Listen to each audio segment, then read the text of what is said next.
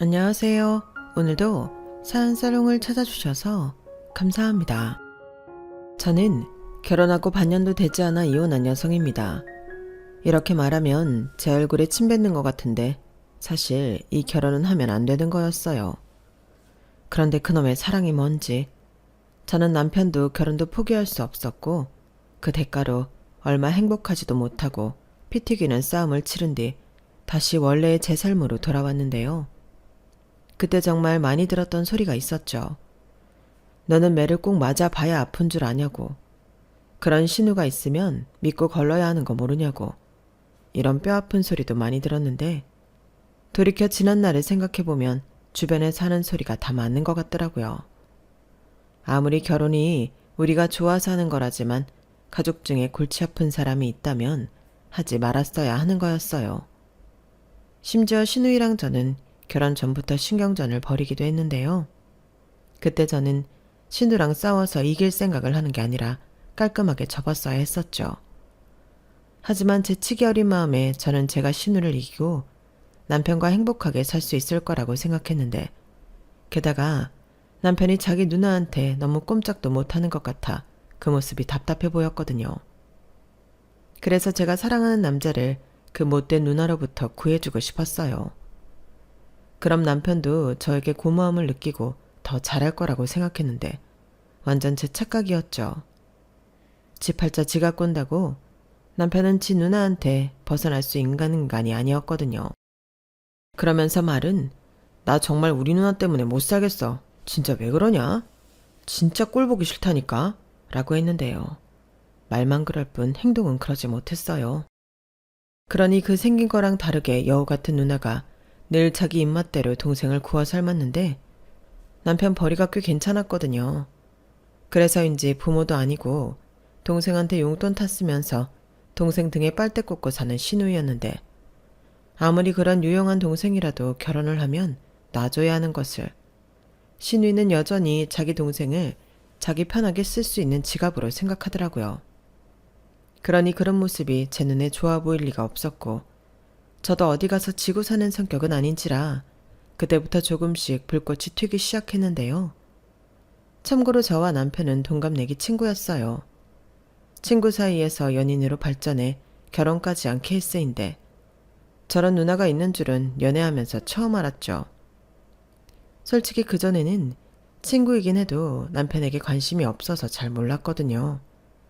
그리고 저도 남동생이 있어서 아는데 누나 눈에는 남동생이 가짜나 보이고 한심하게 보일 때가 많잖아요. 그래서 신우도 말 안 듣는 자기 동생 잡돌이 정도 하는 줄 알았는데 동생을 잡는 게 아니라 동생을 이용하는 누나라는 게 저랑 다르더라고요. 그걸 시부모님도 모르지 않았을 텐데 자기네 장녀가 답도 없고 희망도 없으니 포기하신 것 같아 보였어요. 저는 그 점도 솔직히 서운하고 원망스러웠는데 이혼한 지금도 시부모님에게 악감정은 없지만 이렇게 된 데는 시부모님도 어느 정도 책임이 있다고 생각합니다. 당신들 손으로 진작에 해결했어야 할 일을 해결하지 못해 아무 상관없는 저까지 피를 봤잖아요. 거기에 우유부단한 남편은 그러면 안 된다는 걸 알면서도 누나 말에 홀랑 넘어가 넘지 말았어야 할 선까지 넘었는데 그로 인해 저는 1년도 살지 못하고 이혼해버렸죠. 아니 이건 이혼 말고는 답이 없는 일이었어요. 그리고 그냥 이혼만 하면 저도 억울해서 남은 인생 제대로 못 살 것 같아 제대로 분풀이는 하고 끝을 냈는데 지금부터 그 이야기를 들려드릴까 합니다. 혹시라도 이 사연을 그 당사자들이 듣게 된다면 너무 네 얘기니까 정신 똑바로 차리고 살라고 미리부터 얘기해주고 싶네요. 아마도 자기들 얘기인 거 알면 끝까지 듣지 않을 것 같거든요. 그럼 본격적인 이야기를 시작하겠습니다. 저랑 남편은 앞서 말한 대로 동갑 친구로 고등학교 때부터 알고 지낸 사이였어요. 뭐 그때는 얼굴만 아는 정도랄까요? 그리고 대학에 간 이후로는 자연스럽게 헤어졌고 다시 만난 건 20대 후반쯤이었는데 동창회에서 아주 오랜만에 재회라는 걸 했죠. 제가 대학을 다니다 교환학생으로 캐나다에 갔다가 한국에 돌아와 졸업 후 다시 캐나다로 넘어가서 공부를 좀 더 하고 돌아왔거든요. 그리고 곧장 외국계 대기업에 취업해 또래보다는 조금 늦게 사회생활을 시작한 편이었는데 그때 고등학교 여동창의 권유로 난생 처음 동창회라는 곳에 나가게 되었어요. 그리고 거기서 남편을 만나게 되었어요. 그러다 그날 몇 마디 나누고 그게 계기로 계속 연락을 하게 되었는데요. 당시 이름만 얘기하면 다 아는 대기업에 다니던 남편은 저에게 회사 생활에 필요한 소위 말한 꿀팁을 많이 알려줬어요. 실제로 그것들이 많이 도움이 되기도 했는데 그렇게 자주 보고 함께하는 시간이 많아지다 보니 감정이 생기더군요. 왜 아니겠어요? 다 큰 처녀 총각이 그렇게 자주 붙어 다니는데 연분이 생기는 건 당연하죠. 그리하여 저희는 누가 먼저랄 것도 없이 서로에게 동요해 연애를 시작했고 그때부터는 연인 사이로 둘만의 데이트를 즐겼는데요. 사실 제가 주변에서 성격이 드세고 세다는 소리를 많이 들어 연애가 쉽지 않았는데 남편은 달랐어요. 남편은 천성이 순하고 또 주변 사람들을 잘 챙기는 성격이라 여자친구인 저에겐 그야말로 충성 그 자체였거든요. 그러니 편한 건 두말할 것도 없고 사랑받는 기분에 제가 공주라도 된 기분으로 연애를 했죠. 그래서 연애하는 4년 동안 저희 커플은 싸운 적도 없었는데요. 물론 제가 일방적으로 남편이 마음에 안 든 적은 있었죠. 그런데 그럴 때면 짜증을 부리거나 화를 내던 다른 남자와는 다르게 알았어, 나는 그런 줄 몰랐지. 이제 알았으니까 고칠게. 그럼 되는 거지? 그러니까 자기야 확 풀어. 내가 잘못했어. 이렇게 인정도 빠르고 고치려 노력도 했는데 저는 남편의 그런 점을 정말 높게 평가하고 좋아했어요. 단순히 저한테 찍소리를 못해서 그런 게 아니라 더 어른스러워 보여 제 스스로도 지나쳤다 반성하고 자제하게 되더라고요. 그래서 저한테는 없는 아주 멋진 장점이 있는 남자구나 그렇게 생각했는데요. 사람 보는 눈은 비슷하다고 그런 장점은 저만 보는 게 아닌 것 같더군요. 제 주변에서도 야, 너 같은 애 성격 받아줄 사람은 세상 천지 석현이밖에 없어. 너 석현이한테 잘해라. 어디 가서 석현이 같은 애를 만날 거냐? 라며 말했는데 그래서 자연스럽게 저는 결혼까지 생각했어요. 그렇게 저는 우리가 미래를 함께할 사이라고 생각했고 그때가 사람들이 흔히 얘기하는 결혼 정년기 때라 주변에서 친구들이 하나둘 시집 장가를 가는 모습을 보며 저희 둘도 결혼에 대한 진지한 생각을 하게 되었는데요. 저는 일찍이 남편과 결혼을 생각하고 있었기 때문에 사실상 남편이 결혼 얘기를 꺼내길 기다렸어요. 그런데 전혀 생각지 못한 이야기를 남편이 하기 시작하더라고요. 처음 그 소리를 들었을 때는 황당하다 못해 어이가 없었는데 그 말인즉슨 이러했죠. 근데 말야, 나 지금 우리 누나랑 살고 있는 거 알지? 그래서 하는 말인데 우리 결혼하면 당분간은 우리 누나랑 같이 살아도 돼? 이런 말을 들었는데 아니 세상 천지 결혼하고 신우이랑 셋이 신혼생활을 하고 싶은 여자가 어디 있겠어요? 저는 당연히 팔짝 뜨면서 싫다고 분명히 제 의사를 말했어요. 그러자 남편은 금방 난감한 얼굴을 하더니 구차한 이런저런 이야기를 늘어놓기 시작했는데 들으면 들을수록 제 속은 답답하기만 했죠. 나는 정말 궁금해서 물어보는 건데 자기는 정말 이게 말이 되는 소리라고 생각해서 나한테 묻는 거야? 그럼 뭐하러 결혼을 해? 둘이 살고 싶어서 하는 게 결혼 아니야? 세상 천지 신우랑 같이 신혼생활하고 싶은 여자가 어딨어? 아니, 계속 셋이 살자는 게 아니고 당분간만. 우리 누나가 갈 곳이 없어서 그래. 알잖아. 우리 본가는 좀 멀고 누나는 미용일한다고 여기저기 전전하는데 지금 당장은 그런 벌이 없고 나가라고 할 수도 없어서. 누나는 죽어도 시골집에는 안 간다고 한단 말이야. 그럼 결혼은 지금 당장은 못하는 거지. 어떻게 결혼을 하면서 누나를 달고 올 생각을 해? 나는 자기랑 하루라도 빨리 결혼하고 싶으니까 하는 소리지. 집에서 엄마 아빠가 누나한테 뭐라고 하고 난리야. 나 결혼해야 하는데 회방 놓지 말고 집으로 내려오라고. 근데 누나가 꼼짝할 생각이 없거든. 오죽하면 엄마가 자기 손으로 끄집어 내린다고 했다니까? 그런데도 꼼짝도 안 해. 뭐? 이런 말 자기한테는 미안한데 자기 누나 좀 웃긴다.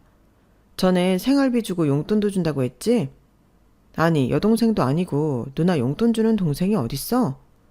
그건 나 대신 집안일도 해주고 누나도 일을 하려면 돈이 있어야 하니까 말이 용돈이지. 그냥 겸사겸사. 그게 그 소리야. 그리고 아무 일도 안 해도 돈이 나오는데 힘들게 일을 하고 싶겠어?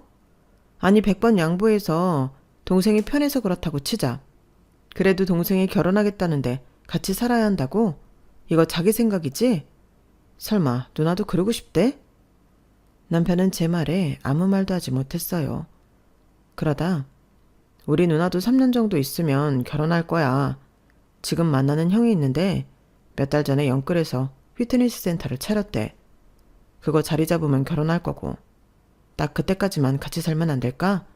누나 시집가기 전까지만, 응? 라고 하는데 저는 그때도 흔들리지 않고 싫다고 딱 잘라 말했어요. 그럼 우리 결혼은 3년 있다가 자기 누나 시집간 뒤에 하자. 그럼 되는 거잖아. 나 기다릴 수 있어. 이렇게 말했는데요. 저도 속으로 내심 당장 결혼을 못한다는 생각에 기분이 나빴지만 남편도 그랬나 봐요.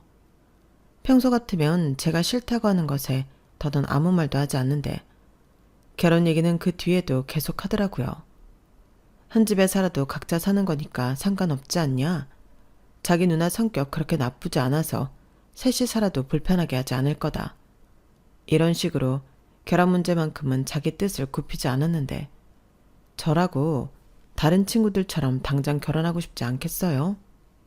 그래도 안 되는 건 안 되는 거라 미루자고 한 건데 며칠 뒤 뜻밖의 제안을 받았죠. 그건 바로 신우가 밥을 한번 셋이 같이 먹자고 했다는 거였는데요. 당장 결혼해라 마라 같이 살자 이런 얘기는 하지 않을 테니 미래의 가족이라고 생각하고 편하게 밥을 먹자고 했어요. 그리고 저는 그런 생각이라면 괜찮겠다 싶어 알겠다고 하고 약속 장소에 나갔죠. 솔직히 남편의 누나라는 사람이 어떻게 생긴 사람인지 궁금했거든요. 그런데 미용 쪽 일을 하는 사람이라 그런지 엄청 화려하게 꾸미고 나왔는데 말투도 그렇고 편하게 밥을 먹기는 개뿔. 제 기를 죽이겠다고 나온 거라는 걸 단번에 알 수 있었어요.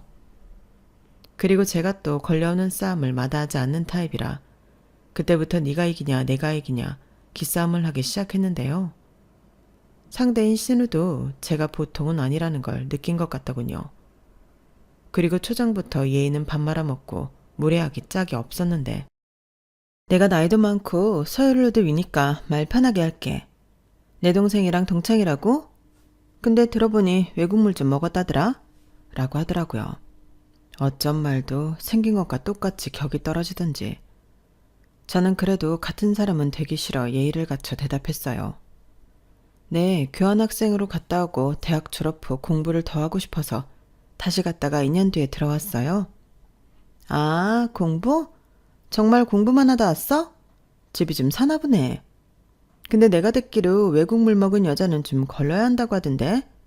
그래서 솔직히 좀 걱정했어. 네? 그게 무슨 말씀이세요? 왜 말귀 못 알아듣는 척을 해? 막말로 외국에서 행시를 어떻게 하고 지냈을지 누가 알아? 거기에선 외국 남자랑 사귀었니? 혹시 막 물란하게 그런 건 아니지? 누나, 그게 무슨 소리라는 거야? 왜 그런 말을 해? 나도 그런 건 안 물어봤어. 으이그 이런 순디가 너는 네 여자친구 과거 안 궁금해? 누나도 참 그만 좀 해. 그렇게 따지면 나는 뭐 채영이 만나기 전에 여자친구 없었나? 야, 남자랑 여자랑 같냐? 아무튼 나는 좀 그래.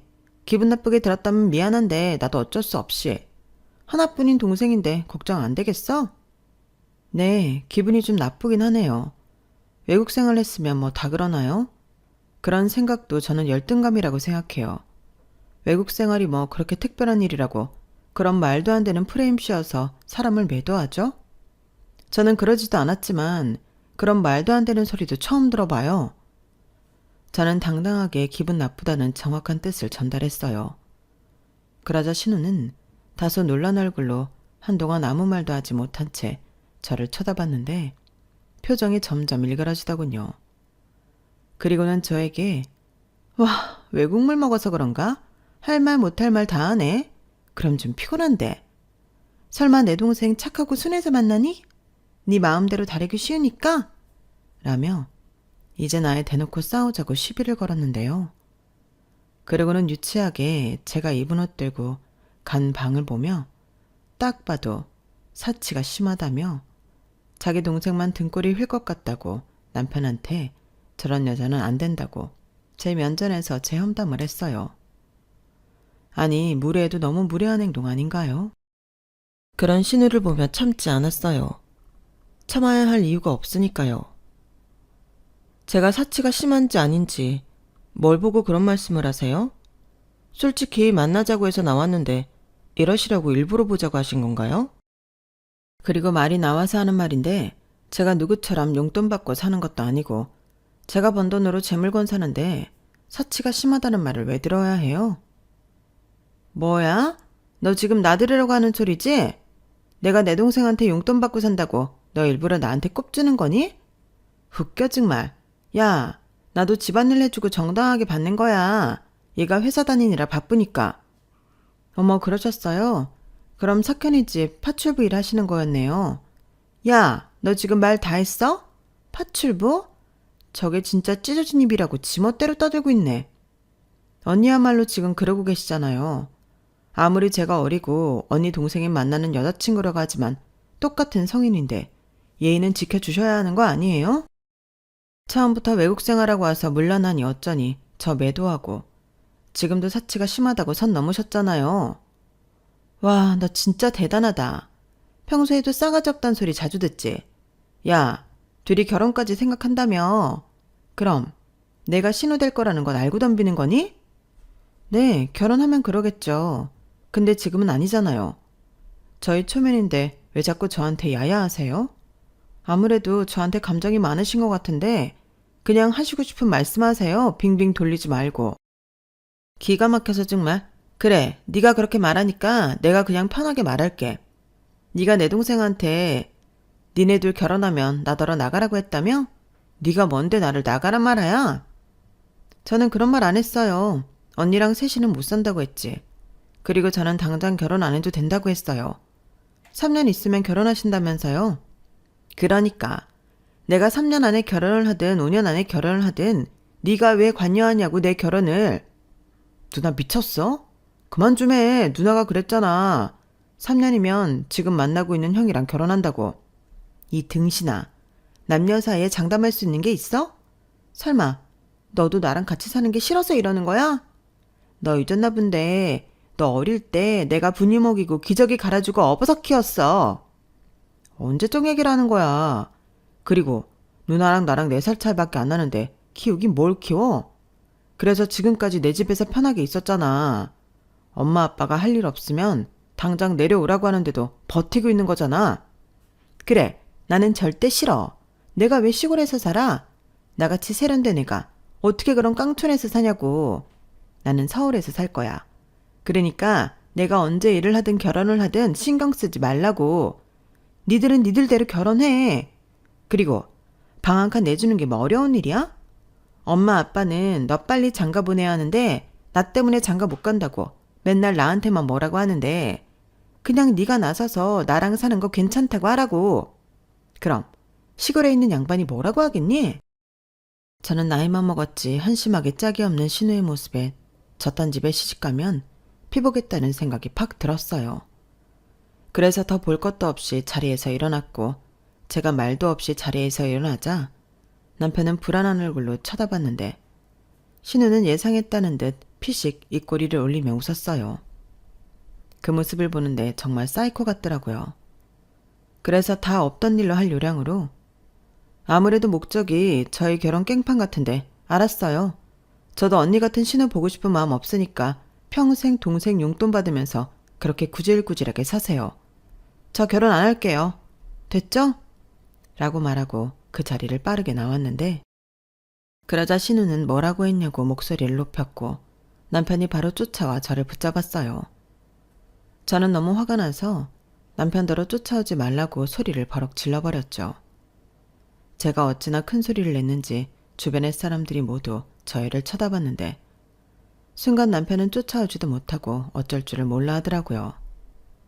저는 그 모습을 보며 저러니까 지 누나한테 호구 잡혀 살지 한심한 놈. 너 같은 놈은 평생 결혼하면 안 돼. 어떤 여자 인생을 말아먹으려고. 진짜 기가 막혀. 라고 혼잣말을 하며 씩씩거리고 집으로 갔는데 마음이라는 건 또 미련이라는 건 생각처럼 모자르듯 뚝 끊기는 건 아니었어요. 하지만 아무리 남편이 좋아도 저랑 정신 나간 신우가 있는데 이대로 결혼을 한다는 건 섣불 지고 불구덩이 속으로 들어가는 것과 같은 거라고. 힘들어도 헤어져야 한다고 생각했어요. 하지만 그놈의 사랑이 뭔지 남편이 매일같이 찾아와 울고불고 비는데 정말 죽겠더군요. 그러면서 남편은 자기가 무슨 수를 써서라도 누나를 다른 곳으로 보내고 제가 바라는 그런 결혼 생활을 할 수 있도록 하겠다고 하는데 고향집에서도 난리가 났대요. 신우는 자기 부모한테 제가 싸가지가 없고 외국에 나가 물란하게 놀다 온 애라며 결혼시키면 큰일 난다고 한 모양이었는데 시부모님은 네 말을 어떻게 믿냐고 괜히 가운데서 수작 부리지 말고 집으로 당장 내려오라고 했답니다. 심지어 시아버님은 당장 올라와 신우를 억지로 끄집어 내리겠다고 통보까지 하셨다고 했는데 그런 과정에서 시부모님에게 직접 만나자는 연락을 받게 되었어요. 제가 결혼을 못하겠다고 한 걸 들으시고는 사과도 할 겸 얼굴을 꼭 보고 싶다고 하시더라고요. 그래서 어른이 요청하시는데 결혼을 안 할 거라도 모르쇠 하는 건 예의가 아닌 것 같아 자리에 나갔고 시부모님의 인품에 크게 안심한 저는 남편과 다시 만나게 되었는데요. 남편이 하는 약속은 못 믿어와도 시부모님이 하는 약속은 믿음이 갔거든요. 그리고 시어머니가 걱정하지 말라며 신우 단속은 당신이 알아서 하시겠다. 그렇게 제 손을 잡고 말씀해 주시는데 성품이 너무 좋아 보이셔서 결혼해도 괜찮을 것 같은 확신이 들었죠. 보통 신우도 신우지만 시어머니가 별로면 그 결혼은 망한 거나 다름없잖아요. 그런데 시어머니 성품을 보아하니 남편의 순하고 어진 성격이 여기서 나온 것 같더라고요. 그럼 신우는 누굴 닮았냐 하신다면 그건 시아버님은 닮은 것 같더군요. 성격이 불같으시고 욱하는 면이 있는 것 같은데 신우처럼 말도 안 되는 억지는 부리지 않으셨어요. 오히려 남한테 민폐 끼치는 걸 누구보다 싫어하시는 것 같았는데 이건 또 제가 좋아하는 성격이었죠. 남편이 착하고 순해서 좋긴 한데 맺고 끊음이 확실하지 않아 답답할 때가 덜어 있었거든요. 그런데 시아버님은 호불호가 강한 성격에 책임 소지도 분명하게 하시는 편인 것 같았는데 저는 그런 성격을 좋아해요. 제가 그런 편이니까요. 그래서 이런 시부모님이라면 또라이 같은 신우도 괜찮겠다 싶었고 저랑 헤어진 동안 마음고생이 심했는지 부쩍 야인 남편을 보며 저는 결혼을 결심했어요. 그렇게 저희 두 사람은 결혼하고 반반 비용과 대출을 부담해 신혼 전세 아파트를 장만했는데 신우는 싫다고 저항했지만 시골 고향집으로 내려갔죠. 하지만 자기 부모를 어떻게 구워 삶았는지 한 달 만에 신우가 다시 올라왔고 저희랑 사는 게 아니라 시부모님이 월세 보증금을 해줘서 원룸으로 더 지내게 되었는데 월세는 네가 벌어서 해결하라고 그러다 월세 못 내서 보증금 다 까먹으면 시집을 가든 집으로 내려오든 하라고 하셨다는데 그 이후부터는 골치가 아팠어요. 한참 좋아 죽겠는 신혼이었는데 느닷없이 불청객이 돌아왔으니 저희 신혼생활에도 빨간불이 들어왔죠. 신우가 걸핏하면 저희 신혼집에 와서 제 살림에 딴지를 걸었거든요. 이거 왜 여기 있어? 얘가 생각이 없네. 살림은 이렇게 하면 안 되는데. 어머, 냉장고는 더 대박이네. 이게 냉장고야 음식 쓰레기통이야? 형님, 왜 그러세요? 또 저희 집 살림 마음대로 뒤져보시는 거예요? 제가 전에도 이런 행동 삼가해달라고 말씀드렸을 텐데요. 삼가 좋아하시네. 올케. 올케는 살림을 이따위로 하면서 결혼할 생각을 했던 거야? 왜? 고고한 올케는 이런 건 하찮아서 신경을 안 쓰나? 하찮은 게 아니라 저도 바빠서요. 그리고 자꾸 이러시면 저도 형님 불편해서 저희 집에 오시라고 못해요. 어머 웃겨? 내 동생 집에 내가 오는데 네가 뭔데 나를 막아? 여기 형님 동생 집이기도 하지만 제 집이기도 해요. 저희 반반 비용 부담하고 대출금도 반반 내는데 한쪽이 불편하다고 하면 못 오시는 거죠. 정말 질린다. 그래, 너 잘났어. 넌 네 위에 아무도 없지? 도대체 석현이 쟤는 그 똑똑한 머리로 왜 너 같은 여자를 만났다니? 정말 이해가 안 간다. 신우는 제 말에 또 기분이 상했다며 팽 하고 돌아갔어요. 그러면서 야무지게 제가 사다 놓은 간식이며 생필품을 몰래 훔쳐갔는데 정말 미치겠더라고요. 그래서 남편한테 내가 폭발하기 전에 누나 단속하라고 일러뒀는데 남편도 누나는 정말 왜 그러는 거야? 내 인생에 도움이 안 돼. 라며 자기 누나 때문에 짜증을 냈죠. 그리고 신우는 제가 결혼 후 본격적으로 남매 사이를 이간질한다며 불만을 표현했는데 다행히도 신우 말에 귀 기울이는 이는 가족 중 아무도 없었어요. 그러니 신우만 또 억울하다고 펄쩍 뛸 뿐이었죠. 그러다 결혼 후 3개월이 좀 지났을까? 남편이 갑자기 부쩍 살이 찐 것 같다며 운동을 하겠다고 했는데요. 하긴 결혼 후 10kg 가까이 쪄서 저도 남편에게 다이어트를 권하고 있을 때였어요. 그런데 50% 할인해준다는 말에 남편은 홀랑 넘어가 신우의 남자친구가 운영한다는 휘트니스 센터에 등록했는데 위치가 저희 집이랑 좀 멀었거든요. 그런데 회사랑은 제법 가깝다며 남편은 퇴근 후 운동하고 아예 씻고 집에 오면 편하다고 말했고 다른 사람도 아니고 아는 사람이라 라커도 무료로 쓰게 해주고 편의도 많이 봐준다며 좋아하더라고요. 그래서 그런 결정은 남편의 뜻을 존중하자 싶었는데 이게 제 이혼의 서막이 될 줄은 꿈에도 몰랐어요. 저희 남편이 참 한성실하는 성격인데 확실히 처음엔 바로 눈에 보이는 효과도 있고 운동에 제법 재미를 붙이는 것 같더라고요. 그리고 몸이 편하니 욕심이 난다며 매일도 모자라 주말까지도 운동을 하러 갔는데 운동하러 간 사람이 늘 함흥차사였어요. 주변에서는 운동이라는 게 한번 중독되면 그렇다고 지금 한참 재미있을 때라며 저한테 같이 운동을 하던 저만의 취미를 하라고 했는데 신혼이라 저는 남편이랑 같이 데이트를 하고 싶었어요. 같이 운동하는 것도 데이트가 될 수 있겠지만 그런 거 말고 차 타고 드라이브도 가고 예쁜 스팟에 가서 사진도 찍고 뷰 좋은 카페에서 맛있는 커피랑 디저트도 먹고 싶었거든요. 그런데 그럴 시간이 좀처럼 나지 않으니 저는 슬슬 짜증이 났고 남편은 알았다며 운동하는 시간을 줄이겠다고 약속했지만 전처럼 그 약속은 잘 지키지 않았어요. 게다가 휘트니스 센터에서 친해진 사람들이 있다며 운동 끝나고 술도 마시고 오고 친목 어쩌고 하면서 핸드폰을 끼고 있는데 그때 이상한 촉이 탁 오더라고요. 그리고 전에 없던 남편의 핸드폰에 패턴이 걸려있는 걸 알게 되었는데요. 저는 원래 연애할 때도 남편 핸드폰을 뒤져보는 그런 후진 행동은 하지 않았거든요. 그런데 우연히 제 실수로 바닥에 떨어진 남편 핸드폰에 패턴이 걸려있는 걸 보고 좀 의아했고 왜 보지 말자 싶으면 보고 싶은 게 사람 심리라고 그게 뭐라고 엄청 궁금했어요. 그래서 그 패턴을 알아내고 싶었는데요. 저는 몇 번의 실패 끝에 자기 전에 남편의 패턴을 푸는 모습을 보고 이거구나 했죠.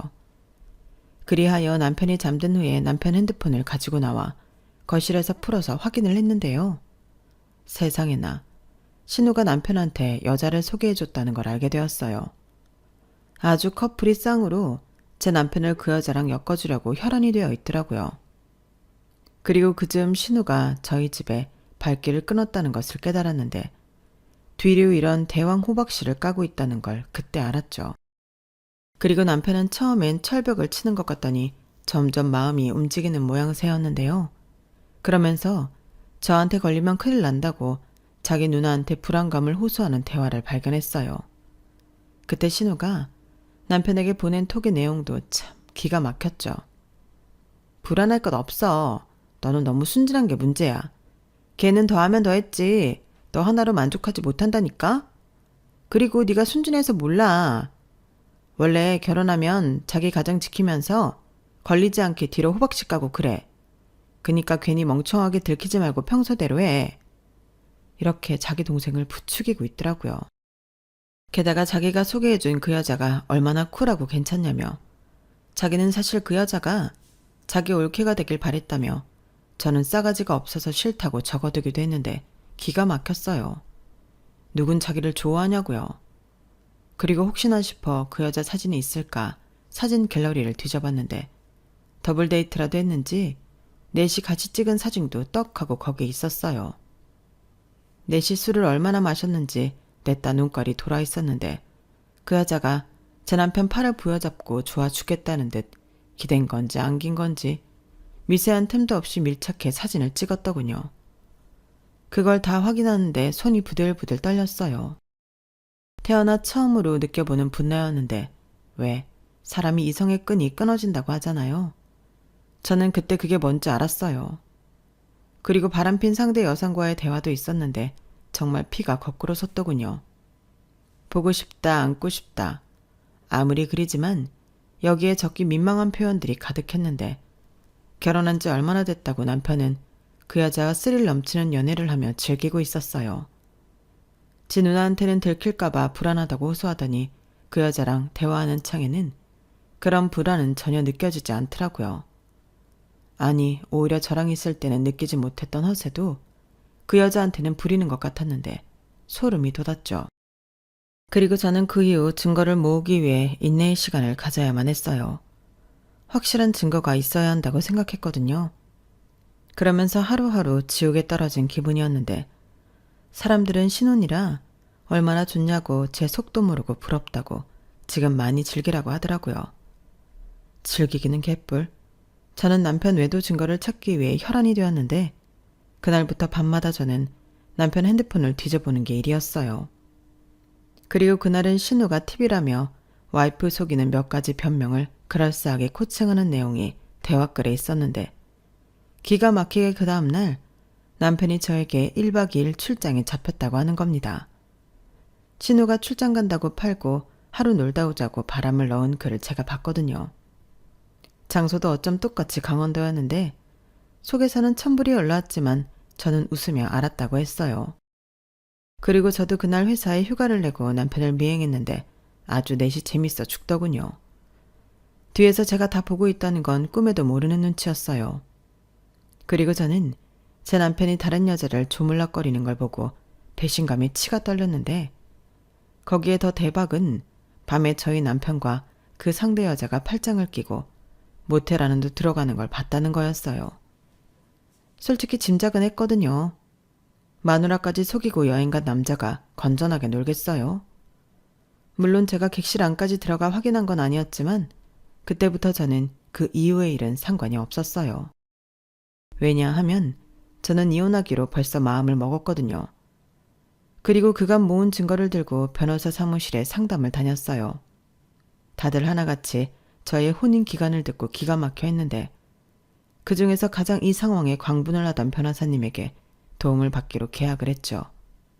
이혼도 이혼인데 할 수 있는 건 전부 하고 싶었거든요. 그리고 남편 핸드폰에서 그 내연녀 번호를 알았기 때문에 상간녀 위자료 소송도 가능했는데요. 처음엔 주소도 모르고 소송하고 싶어도 못하는 줄 알고 상담했다가 주소를 몰라도 소송이 가능하다는 걸 알게 되었어요. 일단 전화번호를 알면 법원을 통해 필요한 정보 조회를 할 수 있다고 하더라고요. 그리하여 저는 상간녀와 남편, 신우한테까지 소장을 작성해 발송했고 남편이 회사로 소장을 받았기 때문에 난리가 났나 보더군요. 일부러 그렇게 했거든요. 그러자 남편은 깜짝 놀랐고 저에게 허겁지겁 달려와 잘못했다고 손이 발이 되도록 빌었는데 자기가 귀신에 홀린 것 같다며 당장 정리하겠다고 하더군요.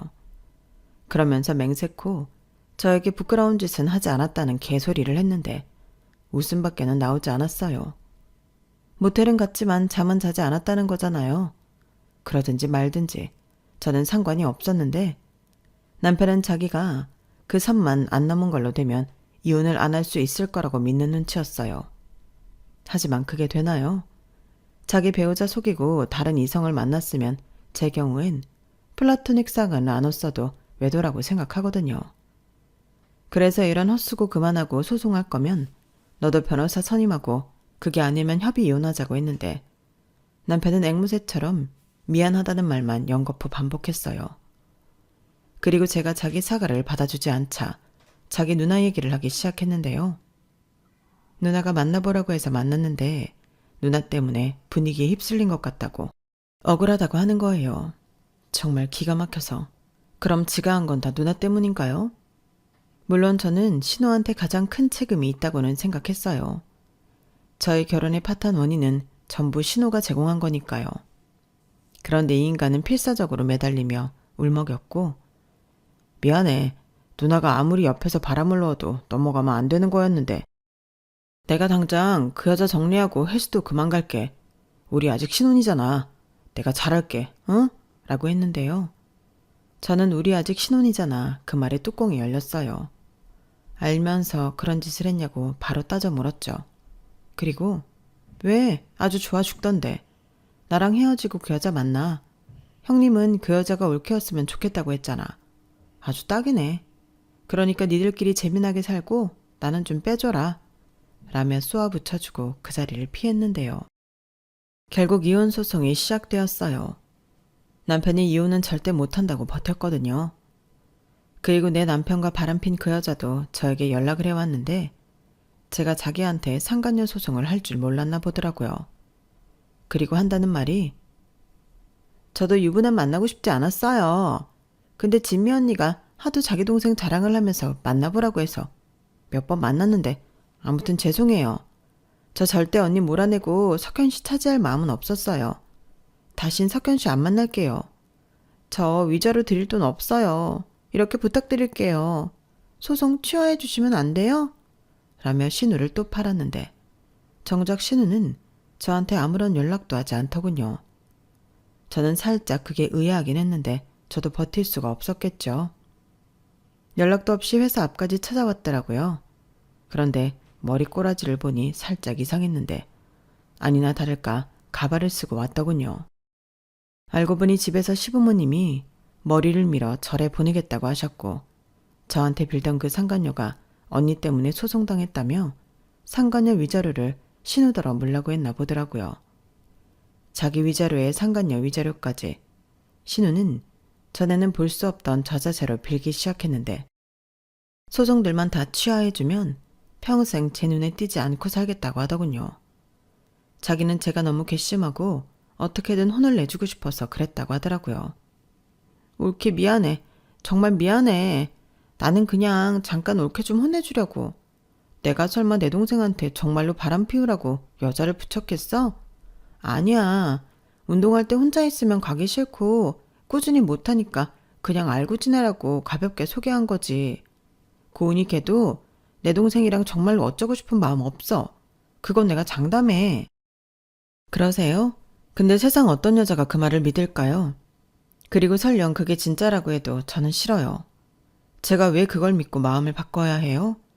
저는 안 믿고요. 제가 당한 만큼 다 받고 이혼할 거예요.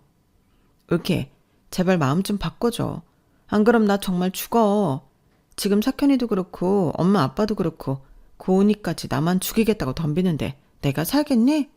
옳게도 나 거진 거 알잖아. 내가 앞으로 옳게 말이면 죽는 신용이라도 할게. 그러니까 이혼하지 말고 고은이 상간녀 소송 취하해줘. 어? 제발 이렇게 사정할게. 진짜 미치겠네. 제가 싫다고 몇 번을 얘기해요. 왜 말을 못 알아듣지? 동생한테 저한테 걸리지 않도록 이리저리 코칭하더니 이렇게 될 줄은 모르셨어요? 나는 형님이 다 계획이 있는 줄 알았는데 저희 이혼시키고 다시 동생 등골 파드시려고 그런 거 아니었어요?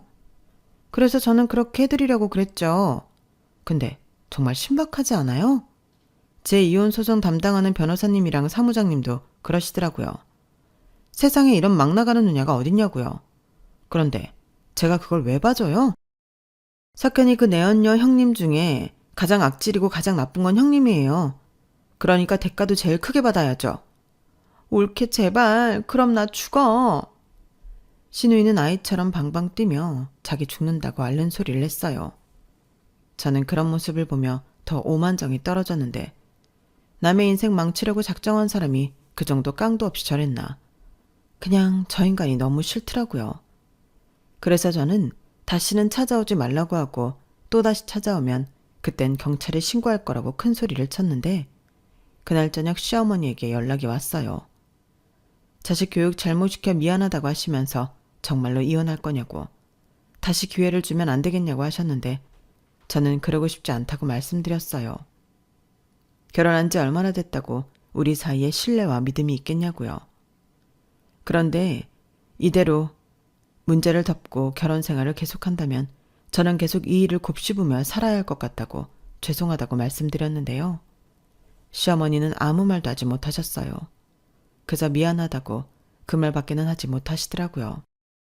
그리고 이혼 소송이 이루어지는 가운데 신우와 그 내연녀가 서로 얼싸안고 머리끄댕이 잡으려 개싸움을 벌였다는 말도 들었는데 콧방귀만 나오더군요. 서로 좋다고 뒤로 호박씨 깔 때는 언제고 다 큰 어른들이 뭐하는 짓인가 한심해 보였어요. 그리고 남편 역시 누나랑은 원수지간이 되어가는 듯 했는데 남편은 저에게 그 점을 계속 어필했지만 저는 상대도 하지 않았어요. 저랑 상관없는 일이었으니까요. 그리고 그 시점부터 저는 남편과 한 집에 있기 싫어서 친정으로 들어가 지내고 있었는데 친정 부모님도 바람은 초정의 끝장을 내놓는 게 좋다고 제 의견에 찬성해 주셨어요. 한 번이 어렵지 한 번 바람 피운 놈은 또 피운다고 저희 엄마가 엄청 싫어하셨는데 그래서 하루빨리 이혼하고 싶었어요. 그러면서 제가 높게 평가했던 남편의 순하고 착한 성품이 저를 잡는 줏대였고 한심한 성격이라는 걸 알게 되었는데 저는 끝까지 법으로 싸워서 원하는 걸 다 얻어냈어요. 덕분에 독한 년, 피도 눈물도 없는 싸가지 없는 년, 별소리를 다 들었지만 저는 상관하지 않았네요. 그러거나 말거나 짓거리라고 내비뒀어요. 그러자 신우는 더 열받아 혼자 지랄 발광 별짓을 다 했는데 남편은 저랑 눈도 못 마주쳤죠. 지는 아직도 미련이 남았다며 언제든지 다시 돌아오라는 소름 끼치는 말을 했는데 저는 죽었다 깨어나도 그럴 일은 없을 거라고 확실하게 말해줬어요.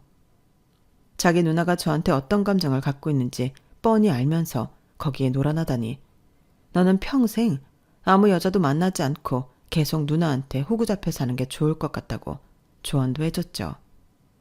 그리고 저는 회사와 친구들 사이에서 결혼 반년 만에 파경을 맞은 이혼녀로 한동안 소문의 주인공이 되어야 했지만 그 덕에 주변에서 밥도 많이 사주고 술도 많이 사주고 엄청 배려해 주더라고요.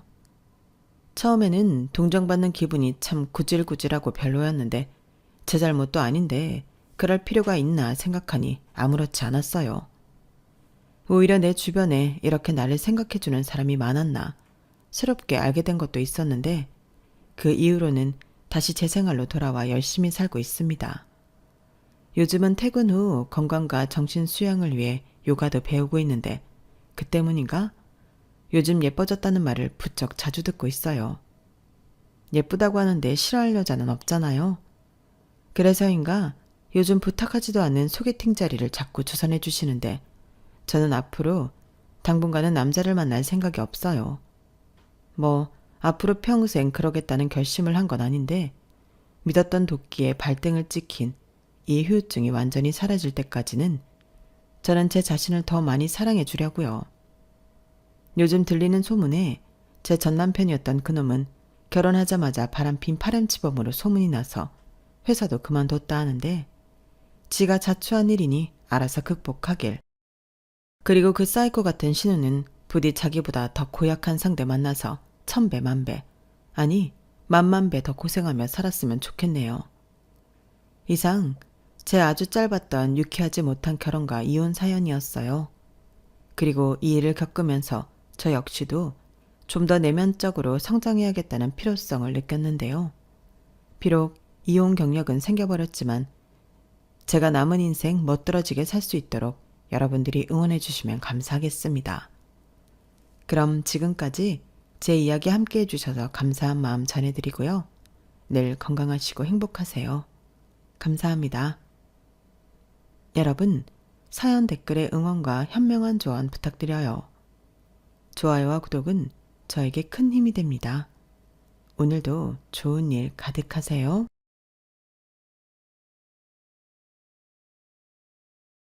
안녕하세요. 오늘도 사연 살롱을 찾아주셔서 감사합니다. 많은 이야기들을 듣고 공감했지만 저 역시 누군가에게 공감이 되고 위로가 되고 싶어 사연을 쓸게요. 평범한 여성이고 남편과 결혼할 때부터 저희 결혼은 순탄치 못했어요. 너 진짜 얘랑 결혼할 거야? 지금 장난해? 참, 평생이 지나도 잊혀지지 않을 것 같은 말이 있었네요. 상견례 자리에 친정엄마 다 듣는 곳에서 시어머니는 앉자마자 대뜸하는 소리였어요. 상견례 자리를 잡아도 꼭 이런 데를 잡니? 나 비염 심해서 이런 작은 데는 불편한데. 남편은 그런 시어머니 행동에 정말 가시방석 같은 얼굴을 하더군요. 엄마, 집에서 다 얘기 끝내놓고 왜 이제 와서 이러세요? 갑자기 이러시니까 다 마음이 불편해졌잖아요. 내가 그런 거 신경 쓰면서 말도 못해? 내가 뭐가 모자라서 이런 말도 못해? 엄마의 표정은 안 좋아졌고 저 역시 속으로 이건 아니다 싶은 상견례였어요. 우리 집안은 들어서 아시다시피 외삼촌도 교수, 그리고 사촌들도 대부분 공무원이에요. 주원이한테 제대로 못 들어서 그런데 혹시 집안이 어떻게 되는지 물어볼게요. 뻔히 제 사정을 아시면서 일부러 친정 엄마에게 공격하듯 물어보는 시어머니가 참 얄밉더라고요. 친정 엄마는 굉장히 난처해 하셨고 혹시라도 제 결혼에 방해가 될까봐 말을 많이 아끼셨어요. 그런 걸 보고 있자니 복장이 터졌죠. 아, 저희 엄마는 식당 운영하시고 아빠는 일찌감치 돌아가셨다는 건 알고 계시죠? 그리고 뭐 저희는 평범해요. 누가 너한테 물었니? 참 힘들게도 살았네. 그 말 끝에 입꼬리가 축 내려가던 시어머니였고 그 얼굴 표정이 아직도 생생하다 못해 기억이 나네요. 하지만 그때는 사랑의 눈먼 제 남편이 저를 참 많이도 감싸주었죠. 엄마, 나 수연이 좋아해. 결혼은 수연이랑 할 거니까 딴소리 말아요. 장모님, 죄송합니다. 저희 엄마가 괜한 아들 부심이 있어요. 이해해 주세요. 제가 수연이 울리지 않을게요. 그 말에 거기서 얼마나 눈물이 나든지 저희 엄마까지 눈시울이 붉어졌어요. 너 지금 예비사돈이랑 며느리 앞에서 나 망신 주는 거니? 내가 널 이렇게밖에 안 키웠어? 제가 말했잖아요, 엄마. 쓸데없는 소리 마시라고. 그만하세요. 다 알면서. 그렇게 살얼음 같은 상견례가 끝이 났고 엄마가 딱 한 말씀 하셨어요. 네 결혼 꼭 해야겠니? 아무리 주원이가 믿을만 하다지만 이건 아닌 것 같아.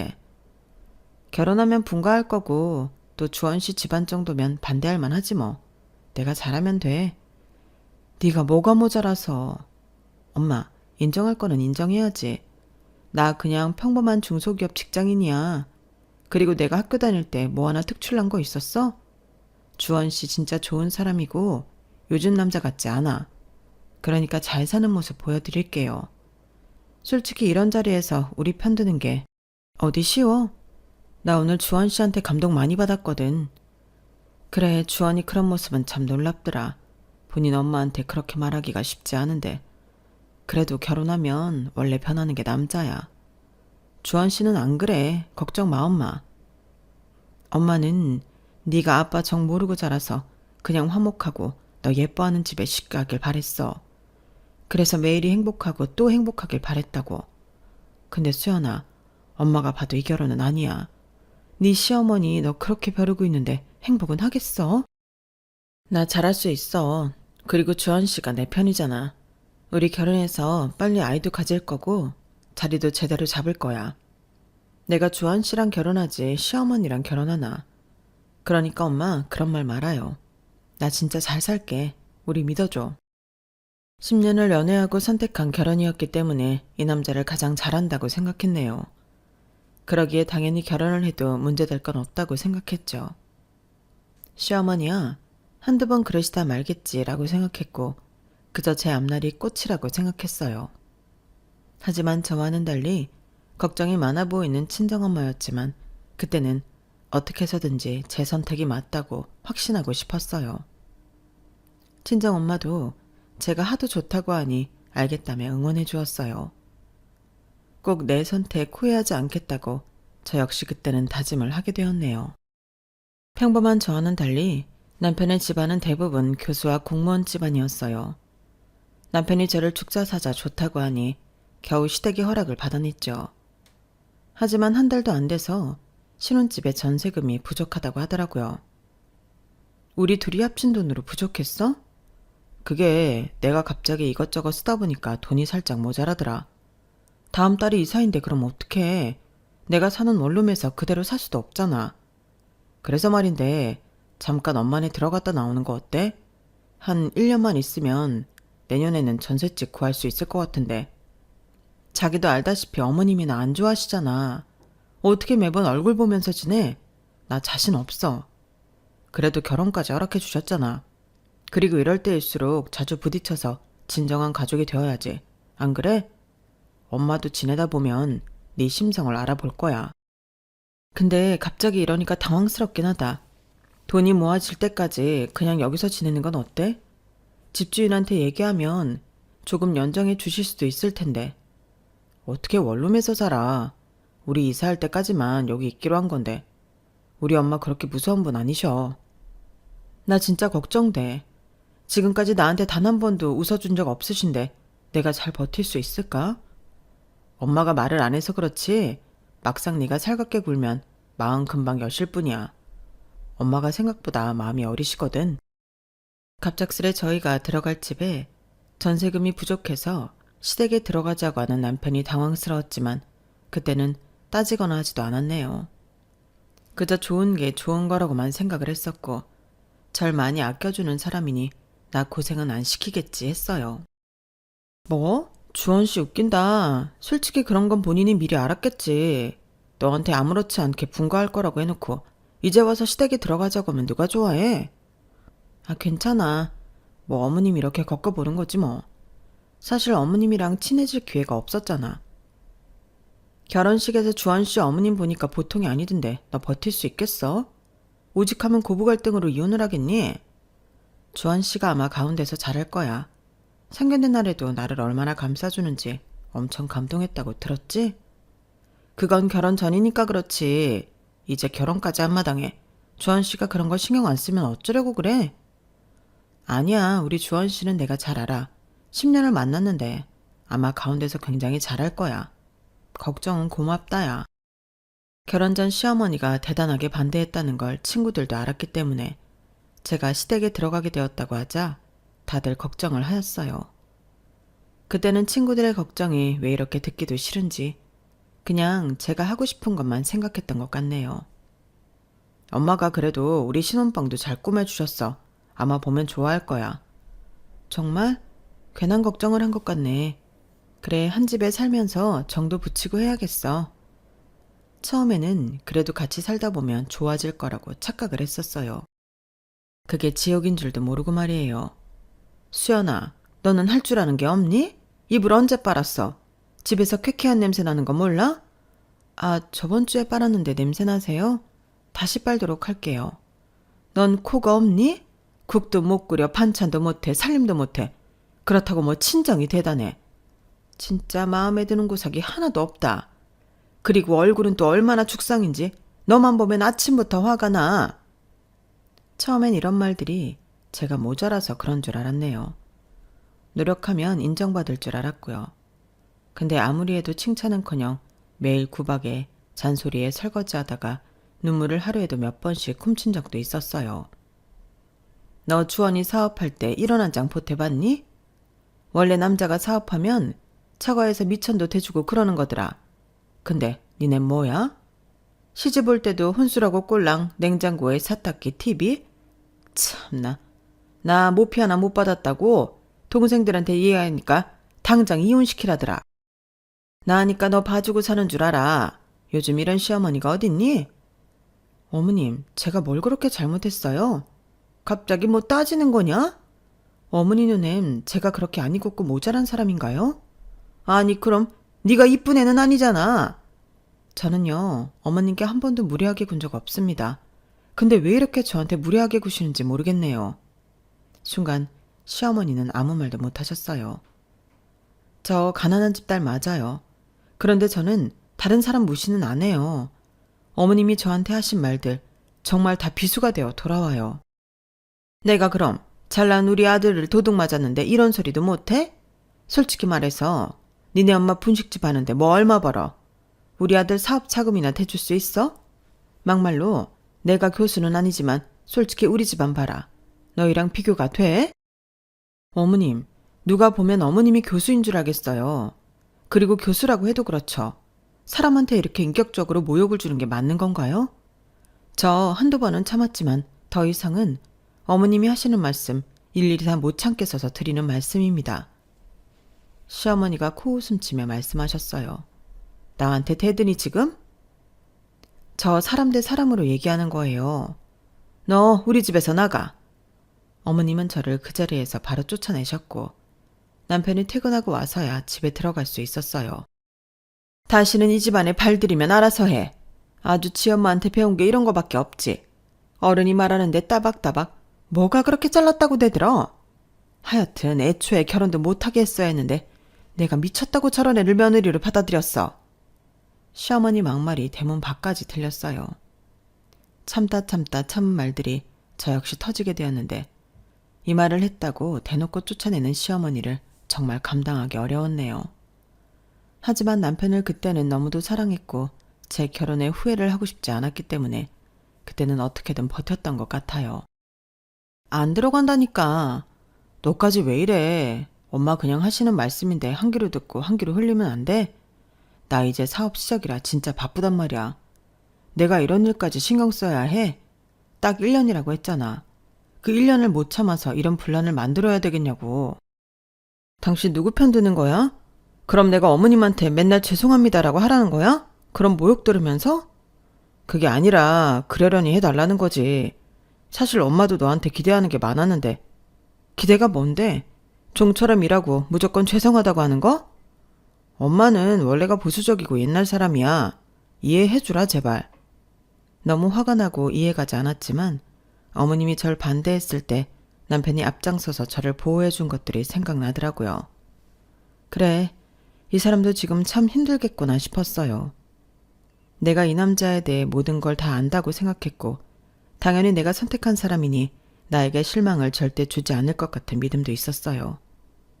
이런 상황에서 저를 나무라는 말을 했음에도 불구하고 그때는 내가 남편을 너무 신경 쓰게 했나 싶은 게 오히려 미안한 마음이 들었죠. 미안해, 당신 신경 쓰이게 해서. 제발 부탁할게. 엄마 예민한 거 나도 아는데 그래도 네가 잘 맞춰드리면 엄마 금방 넘어오실 뿐이야. 내가 우리 엄마를 모르겠어? 이런저런 일로 괜히 신경 쓰고 싶지 않아. 나 지금이 제일 중요한 때야. 네가 참으면 돼. 알겠지? 우리 얼굴 붉히지 말자. 저만 참으면 된다는 말이 남편 입에서 나왔을 땐 사실 눈물이 날 것 같았어요. 저를 그렇게 지켜준다고 하던 남편은 결혼 후 안면 몰수, 사람이 완전 바뀌어버렸거든요. 정말 나 혼자만 참으면 되나 싶은 마음으로 눈물을 삼켰고 집으로 들어가게 되었어요. 너 내가 들어오지도 말랬지? 아니 주원아, 나 쟤랑 진짜 못 살겠다.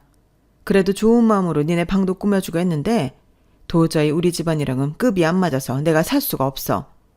아들, 내가 이래도 쟤랑 같이 마주보고 살아야겠니? 엄마도 그만하세요. 이 사람 반성 많이 하고 있어요. 그치 수연아? 죄송해요 어머님. 죄송한 건 알긴 하니?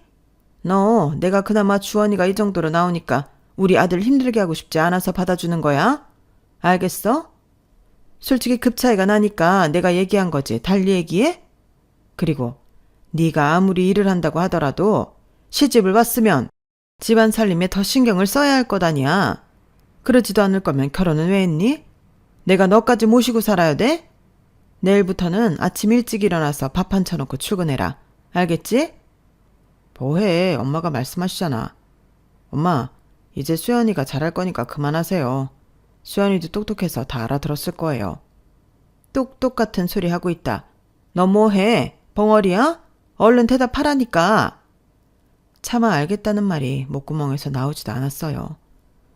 그날 정말 제 인생에서 가장 큰 자존심이 짓밟히는 날이 되었던 거죠. 됐어요. 수연이도 지금 너무 힘들어서 대답 못하는 거니까 엄마도 그만하세요. 수연아, 내일 알림 맞춰놓고 일어나서 밥해. 그리고 엄마한테 그렇게 대들지 말고. 엄마 됐죠? 그래, 우리 아들 덕분에 내가 산다. 아주 여자 하나 잘못 들어와서 내가 이 고생이라니까. 우리 아들한테 못난 모습 보여서 미안해. 우리 아들 저녁은 먹었니? 얼른 힘드니까 들어와서 저녁 먹어. 얘 뭐 하고 있니? 얼른 국간 치지 않고. 남편과 시어머니 행동에 정말 기가 찼지만 마지막이다 생각을 했어요. 이런 일도 있었으니 얼마나 더 최악이 있을까 싶어 조금만 참아보자 했네요. 시집살이는 힘들고 고됐지만 그래도 그 틈에 아이 준비도 열심히 하였어요. 아이라도 있으면 남편과 예전처럼 잘 지낼 수 있을 것 같았고 시어머니도 점차 누그러들 것 같았거든요. 하지만 쉽사리 아이는 생기지 않았고 매일매일 실패하는 임신 테스트기를 보며 우울만 쌓여가고 있던 그때였죠. 엎친 데 덮친 격으로 친정엄마가 일을 하다가 쓰러졌다고 하시더라고요. 남편에게 전화를 하니 남편은 다짜고짜 화를 내었어요. 아니 회의 중인데 왜 자꾸 전화해? 할 일 없어? 나 중요한 시기라고 했잖아. 내 문자 못 봤어? 엄마 쓰러졌다니까. 당신이 가 있잖아. 나 지금 바쁘다니까. 나중에 갈게. 꼭 일하는데 이래. 남편은 오지 않았어요. 다음 날에도 말이에요. 옷을 갈아입으려 집에 들렀을 때 시어머니는 저를 보고 한 소리 하셨죠. 내 힘들게 왔다 갔다 하라고 하지 마라. 네 집 일은 네가 알아서 해야지. 무슨 말씀이세요? 말 그대로야. 니네 엄마 쓰러진 것 때문에 주원이 오라가라 하지 말란 말이야. 가뜩이나 회사 때문에 힘들 텐데 그런 일까지 신경 써야 되겠어? 어머님 쓰러지셨다고 하면 제가 똑같이 해볼게요, 그럼. 더 이상 참고만 있을 수만 없었어요. 엄마가 쓰러지셨다고 하니 바보같이 남편과 시어머니에게 저 역시 참고 있던 분노가 피어오르게 되었거든요. 하지만 시어머니는 이런 저를 가만두실 분이 아니었고 더 큰 막말로 되받아치셨어요. 이게 저번부터 뭘 잘못 먹었나? 우리 집안이 어떤 집안인데 너 같은 게 기어올라. 너 진짜 막 나가는 거니? 처음엔 어머님 참 무섭고 그랬는데 이젠 오히려 안 무서워요. 사람이 어쩜 이렇게 배운 게 없어서 말을 막 하시는지 싶다니까요. 저 건들지 마세요. 저 어머님 말씀 모두 다 이해하고 받아들이는 게 아니라 그냥 참고 있는 거니까 언제 터질지 몰라요. 저도 막말 못해서 안 하는 거 아니고 하고 싶은 말 많거든요. 그러니까 어머님도 막말 듣기 싫으시면 제발 막말 좀 그만하세요. 저 역시 쓰러진 친정엄마를 앞에 두고 저렇게 말씀하시는 시어머니를 보니 막말이 먼저 나갔어요. 막말이라니 참 기도 안 찬다. 그리고 너 네 엄마 병원비는 어떡할 거야? 어머님, 저 지금 그런 얘기 듣기 싫어요. 남들은 시댁에서 친정엄마 쓰러졌다고 하면 같이 가보자고 하면서 며느리 걱정부터 해주시는데 어머님은 지금 돈 얘기부터 하시는 거예요? 제가 어머님한테 설마 병원비 달라고 할까봐 그러세요? 당연하지. 네가 벌면 얼마나 번다고 네 엄마 병원비까지 생각하냔 말이야. 그 돈 어머님 주머니에서 나갈 일 없으니까 그만하세요. 네 엄마 보험은 제대로 있는 거야?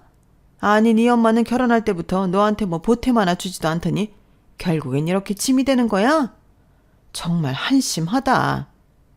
어머님, 짐이라뇨. 말씀 좀 가려하세요. 병원비가 얼만데? 너 여윳돈 있는 거지? 우리 주원이한테 내라 마라 하지 마. 끝까지 서러움을 주는 시어머니 때문에 이성을 잃을 뻔했어요. 저한테 엄마가 전부예요. 아무리 화가 나도 저희 엄마가 어른한테는 그러는 거 아니라고 해서 지금까지 참은 거라고요. 시어머니는 제 말이 끝나자마자 비웃으시더라고요. 참긴 네가 뭘 참았다는 거니? 너 나한테 대들고 그랬잖아. 배경도 거지 같은 네가 나한테 대들다니 참 나도 성격 많이 죽었어. 알겠니? 어머님, 제발 그만 좀 하세요. 아직 시작도 안 했다. 뭘 그만하라는 거야. 지금 어머님이 자꾸 이러시면 진짜 모르겠네요. 저도 너무 힘들어요. 시어머니는 더는 말씀을 안 하셨지만 저를 위아래로 훑어보시고는 한숨을 푹 내쉬고 방으로 들어가셨어요. 눈물도 안 나고 그냥 멍하기만 하더라고요. 1년도 못 채운 시집살이었지만 정말 숨이 막히는 나날들이었어요. 게다가 남편은 늘 밖으로만 돌았고 전 어디에도 기댈 데가 없었죠. 엎친 데 덮친 격 엄마까지 쓰러졌는데 오히려 남편과 시어머니가 남대하듯 얘기를 하니 참 허탈했어요. 하지만 저밖에 없는 엄마이기에 전 힘을 내야 했죠. 병원으로 돌아가자 남편이 시어머니한테 한 소리 들었는지 병원으로 오더라고요. 얼굴 보기 힘드네. 이제 왔구나. 잠깐 시간 내서 온 거야. 수연아, 엄마랑 또 싸웠어? 엄마 전화 와서 엄청 뭐라고 하시더라. 내가 조금만 참아달라고 했잖아. 참으라고? 언제까지? 나 일도 그렇고 너랑 엄마 문제로 진짜 가운데서 힘들다고 말했잖아. 힘들어서 엄마 병원에 이제서야 온 거야? 아니, 그거는 내가 진짜 정신이 없어서. 나 혼자 계속 병원 왔다 갔다 하고 간병하고 그럴 동안 당신 나한테 말 한마디라도 따뜻하게 해줘봤어? 왜 매번 내가 양보해야 돼? 결혼할 때 어머님이 반대할 때도 당신이 막아서면서 나 이렇게 사랑해주니까 참았어. 시집살이? 처음에 다 이해했고 근데 이제는 진짜 못하겠다. 내가 왜 어머님한테 그런 막말을 들으면서 살아야 하는지 모르겠다고. 무슨 말이야? 우리 이혼하자. 너 지금 어머님이 아프셔서 정신이 오락가락 하나 본데 이거 너무 감정적이야. 그래, 감정적이지. 근데 이런 상황에서 위로 한번 못 받고 내가 왜 살아야 하냐? 이혼해. 제가 이혼하자는 말에 남편은 많이 놀란 듯 했어요. 사실 연애도 오래 했고 서로에 대해 정말 잘 안다고 생각했기 때문에 이혼하자는 말이 남편에겐 충격과도 같았죠. 그렇지만 저 역시 모욕을 버티며 살 수는 없더라고요. 나도 노력했어. 근데 이혼이라니. 그래, 당신도 노력했겠지. 말로만. 수연아, 일단 진정 좀 해. 나는 너한테 행동으로 노력해주길 원했나 봐. 이혼해. 마음이 바뀌지 않아. 제가 이혼 선언할 때 뒤에서 구두소리가 들렸고 시어머니가 뒤따라오셨더라고요. 남편에게 한참을 제 욕을 하시며 하소연을 할 때 남편이 저희 엄마 병원에 가본다고 하니 그걸 못 견디시고 바로 쫓아오신 시어머니였거든요. 그 모습에 오히려 실소가 나오면서 내가 정말 잘못된 선택을 했구나 싶었어요. 내가 이럴 줄 알았어. 내가 바쁜 애 오라가라 하지 말라고 했지? 그거 확인하러 오셨어요? 그래. 내 전화 받고 왠지 병원에 갔을 것 같더라. 너는 애가 어쩜 그러니? 어머님, 말씀 아끼세요. 여기 병원이니까. 네가 뭔데 시애미 말을 끊어? 봤지? 나 더 이상 못 살아. 저 이혼할게요. 어머님이 원하시는 게 이혼이죠. 네가 뭘 그리 잘났다고 이혼 우는이야? 해도 우리 아들이 하는 게 맞지? 너 뭐 이혼하면 혼자나 잘 살 수 있냐? 꼴랑 중소기업 다니면서 잘난 척은? 저 어머님 아들이랑 살면서 단 한 번도 생활비 받아본 적 없고요. 오히려 제가 벌어서 저 혼자 살았네요. 옆에 누가 있으나 없으나 늘 똑같았고 오히려 어머님한테 들볶임 당하는 삶이었어요. 제가 왜 이혼 요구를 못하죠? 어머님도 참 객관화가 안 되시는 분이시네요. 뭐야? 너 지금 객관화라고 했어? 네 엄마 아프고 쓰러지니 눈앞에 배우는 게 없냐? 정신 차려. 꼴랑 분식집 하는 네 애미 쓰러진 게 뭐가 그리 대수야. 네가 우리 주원이랑 결혼하고 살면서 뭐가 뭔지 분간이 안 되나 본데. 정신 차려. 너도 분식집 네 엄마 피가 흐리는 천출이니까. 어머님, 지금 천출이라고 하셨어요? 남편은 눈만 질끈 감고 아무 말이 없었어요. 이 와중에 이렇게까지 저한테 말을 막 하는 어머님인데도 불구하고 남편은 결혼 전 저를 두둔하는 모습은 아예 사라졌더라고요. 그 순간 내가 멍해졌어요. 그리고 오랜만에 정신이 차려지는 느낌이었죠. 네, 혼자 잘 살 수 있을 것 같네요. 뭐야? 이거 봐라. 어머님 곁에서 매일 무시당하고 막말 듣느니 그냥 혼자 사는 게 낫겠어요. 말버릇 좀 봐. 전화 받지? 얘가 이렇게 나한테 대든다니까? 너, 네 엄마가 그렇게 가르치디? 어디 이게? 아니요. 저희 엄마는 어머님처럼 사람 무시하라고는 안 가르쳤어요. 그 말에 시어머니는 얼굴이 굳으셨어요. 잘난 것도 없는 게 아주 잘난 척만 하지. 남편이 뭐라고 할 틈도 없이 저는 말을 이어가게 되었나요. 나 진짜 이혼할 거야, 당신이랑. 수연아, 진짜 이러지 마. 나 네가 아니래도 머리가 복잡한 사람이야. 일단 나중에 어머님 태어나고 얘기해보자. 그러니까 나에 대한 거 정리하면 되겠네. 매일이 이렇게 복잡한데 어떻게 살겠어? 나도 복잡한 사람 붙잡고 싶지 않아. 얘 이혼해라. 아주 얘가 뭔가 믿을 구석이 있나 본데 지가 어디 우리 아들한테 이혼을 들이밀어? 집구석도 무슨 분식집이랑 운영하는 집구석이. 아, 엄마 제발 그만하세요. 아들, 엄마가 네 생각하는 거 모르겠어? 쟤 하루에도 12번은 저렇게 대드는데 내가 이런 걸 더 봐야겠니? 너를 위해서, 우리 집을 위해서 그냥 저런 애 버려버려. 내가 아주 제 관상부터 싫었어. 저도 마찬가지예요. 이제서야 말하게 되네요. 어머님 처음부터 너무 마음에 안 들었어요. 이제 이혼하는 마당에 제가 이런 말할 정도는 되겠죠. 당신 그렇게 입 다물고 있을 거면 그냥 내 앞에서 사라져 줄래? 어차피 이제 말도 섞기 싫거든. 저희는 돌아올 수 없는 강을 건너고 말았죠. 절 그렇게 지켜준다던 남편은 결국 저의 이혼 요구에 합의 이혼이라는 도장을 찍어 이혼을 해주었고, 행복할 줄 알았던 결혼 생활은 그렇게 허무하게 막을 내리고 말았네요. 제 친구들은 하나둘 그러더군요. 진작 잘했다. 애 없을 때 갈라서는 거 잘하는 거야. 지들이 교수야 뭐 공무원이야? 본인들 친척 중에 공무원에 교수 있다는 거 가지고 더럽게 생색내는 집안이랑 애초에 잘 끝냈어. 그렇게 말해줘서 고마워. 네가 훨씬 아까웠어. 둘이 오래 사귀어서 우리도 아무 말 못했지만 너같이 진주 같은 여자 놓치고 주한 씨도 아마 후회할 거야. 후회하든지 안 하든지 이제 진짜 신경 안 쓰려고. 고맙다. 그래도 니들이 있어서 힘이 나네. 그래도 오래된 친구들은 저에게 위로랍시고 참 따뜻하게 얘기해 주었어요. 응원에 힘입어 엄마 간호를 더 열심히 해야겠다고 생각했죠. 그리고 다시는 내 발등을 찍는 일이 없을 거라고 다짐하게 되었네요. 그렇게 하루하루 엄마가 깨어나길 바라며 병원으로 출퇴근을 하던 그때 엄마가 눈을 뜨셨어요. 수연아, 여기가 어디니? 엄마 눈 떴어? 나 수연이야. 힘들지? 미안해. 미안하다. 미안하긴 엄마만 괜찮아지면 돼. 다행히 엄마는 눈을 뜨시게 되었고 뇌경색이 이렇게 무서운 병인 줄 다시 한번 깨닫게 되었죠. 그리고 엄마가 쓰러진 덕분에 제 인생 또한 이렇게 바뀌게 되는 계기가 되었다고 생각이 들었고, 엄마는 차츰차츰 회복을 해 나가셨어요. 병원에서도 기적 같은 일이라고 하더라고요. 이렇게 쓰러졌다가 일어나면 뭔가 장애가 생기거나 조금은 불편해지거나 할 텐데 엄마는 너무 예후 경과가 좋았어요. 의사 선생님도 좋은 케이스라며 좋은 말들도 많이 해주셨고요. 됐어. 잡생각 마라. 엄마한테 미안한 마음도 갖지 말고. 엄마가 오히려 너 힘들었을 때 쓰러져 있던 게 더 미안하지. 아니 엄마. 그래도 이런 문제는 의논도 했어야 하는 건데 죄송해요. 엄마가 말릴 때 말 들을걸. 원래 사람이란 다 해봐야 후회가 없는 거다. 엄마 너 이해해. 그리고 이제는 뒤도 돌아보지 마. 알겠지? 깨어난 엄마는 철저하게 저희 편이 되어주셨어요. 그리고 드디어 퇴원을 하게 되었어요.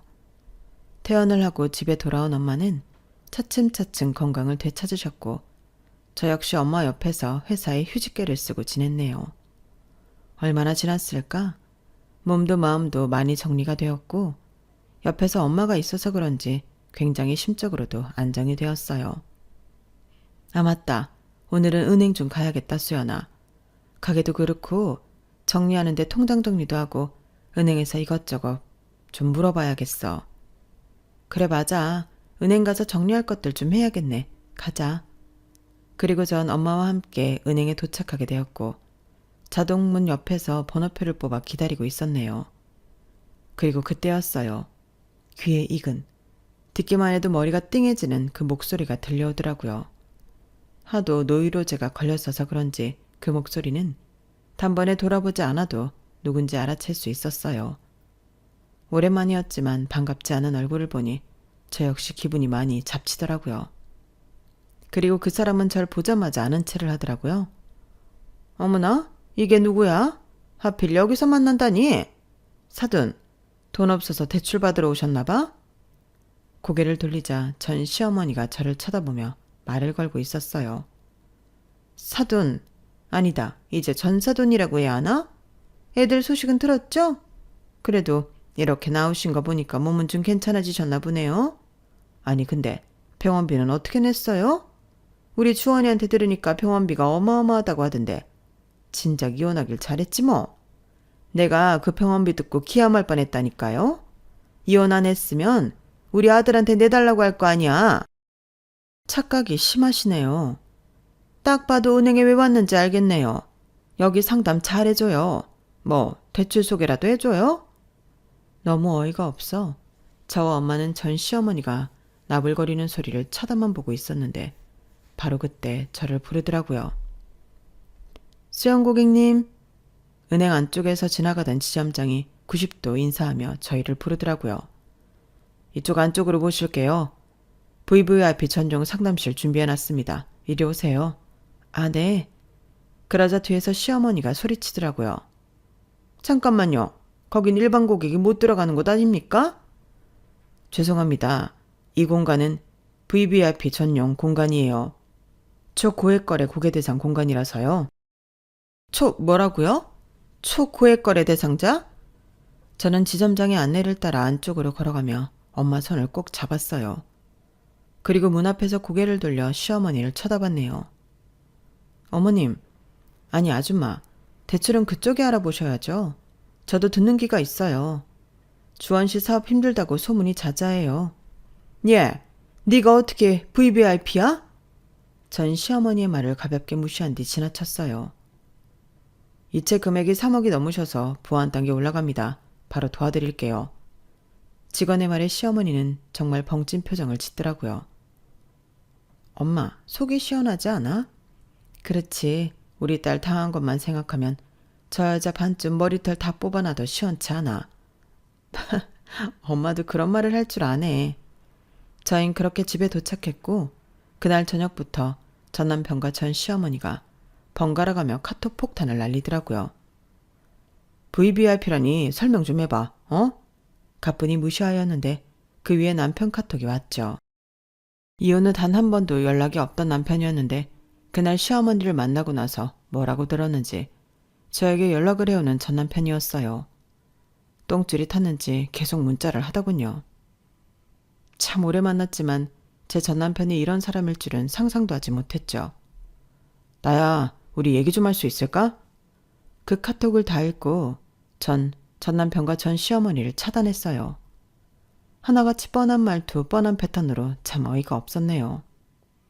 제가 답을 하지 않자 전 남편은 그날 밤에 전화까지 하더라고요. 물론 본인도 체면에 있는지 5초 만에 끊겼지만요. 그리고 제가 연락을 받지 않자 다음날 남편은 저희 집에 찾아오기도 하였어요. 아니 왜? 무슨 일이야? 수연아, 내가 아무리 생각해봐도 이건 아니라는 생각이 들어서 왔어. 어머님 일어나신 것도 봐야 하고 그땐 내가 너무 정신이 없어서 마무리를 잘못 지은 것 같아. 그래? 어차피 나도 정신 없었는데 뭐. 마무리 잘 지었으니까 돌아가. 그게 아니라 우리 처음으로 다시 돌아갈 수 없을까? 너 없는 동안 많이 생각했어. 절대 안 될 것 같더라. 우리 연애만 10년이야. 그 말에 코웃음이 나왔어요. 왜, 당신 엄마한테 들었나 봐?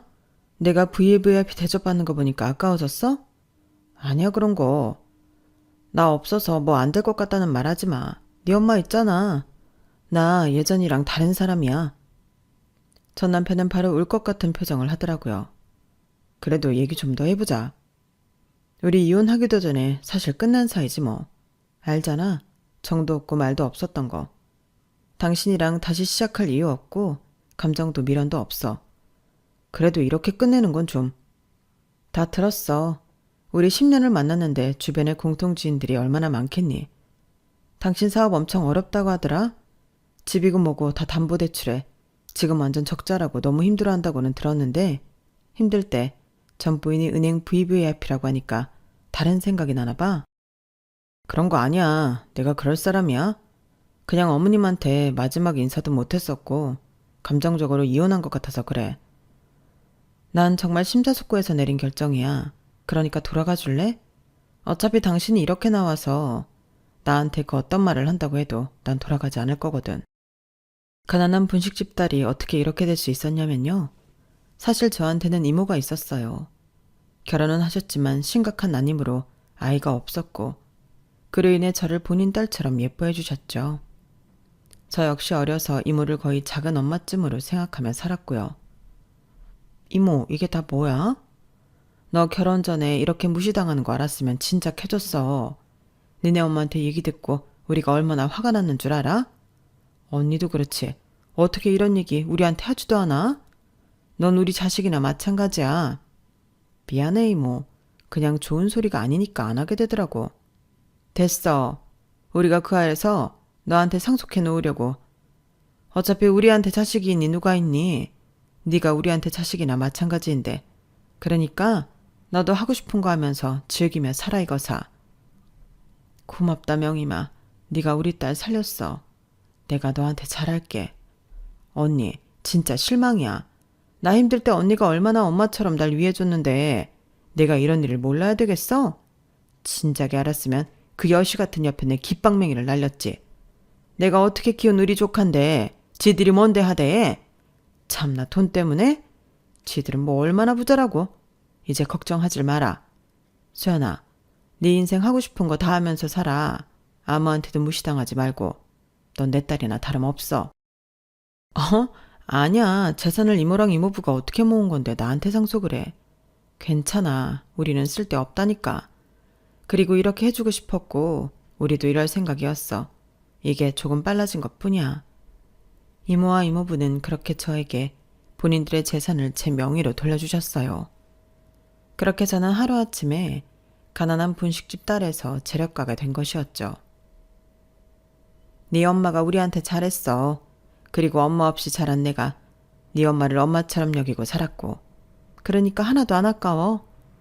고마워 이모. 그리고 나 이 돈 허투루 안 쓸 거야. 정말 하고 싶은 거 하면서 살 거고 이제 후회 없이 살게. 그래, 이모랑 이모부가 바라는 게 그거다. 젊은 나이 다 해보면서 살아. 그렇게 해서 저는 VVIP도 될 수 있었던 거예요. 그리고 전 남편과 시어머니는 제가 어떻게 부자가 됐는지 추측을 해본 것 같았어요. 수연이네 이모가 엄청난 재력가야. 애도 없고. 아마 그쪽으로 상속받은 거 아닌가 싶네.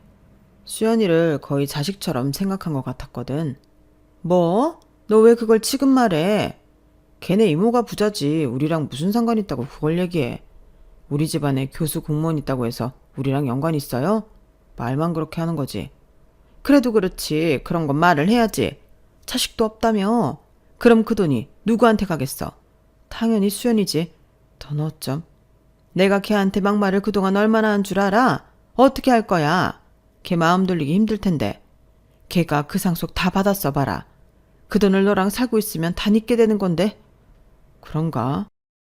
내가 진작 알았으면 이혼을 말리는 건데. 아 참나. 일단 알겠어. 엄마가 알아서 해보마. 그리고 계속해서 시어머니와 남편은 저에게 미친 듯이 연락을 쏟아내기 시작했어요. 우리 잠깐이라도 볼 수 있을까? 정리된 건 알지만 그래도 내 마음도 아직 그래. 카톡 차단을 박으니 이제는 문자로 지속해서 연락을 해왔고 그때 미안했다.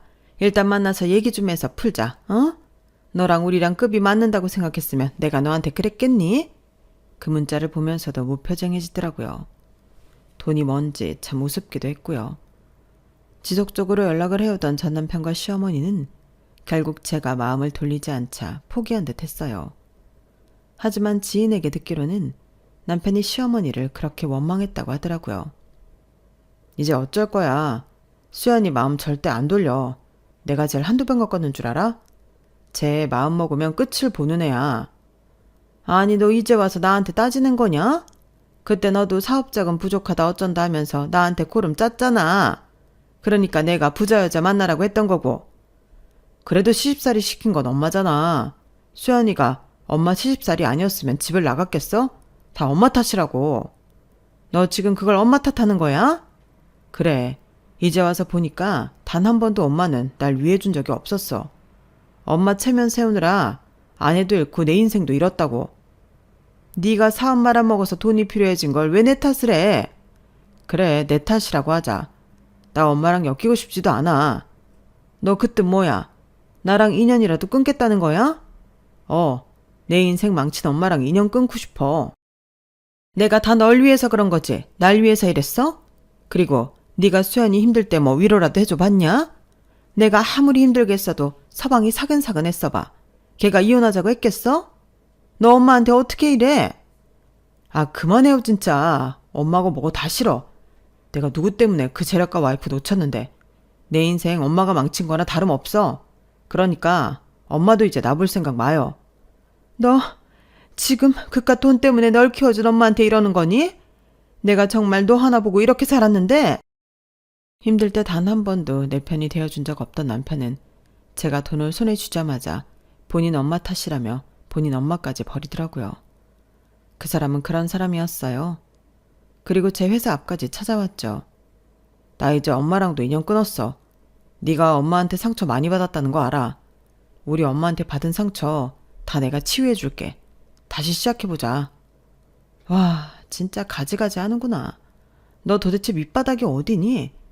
네 엄마한테 시집살이 당할 때는 나를 외면하더니 네 사업 말아먹고 이제 네 엄마를 원망해서 엄마까지 외면해?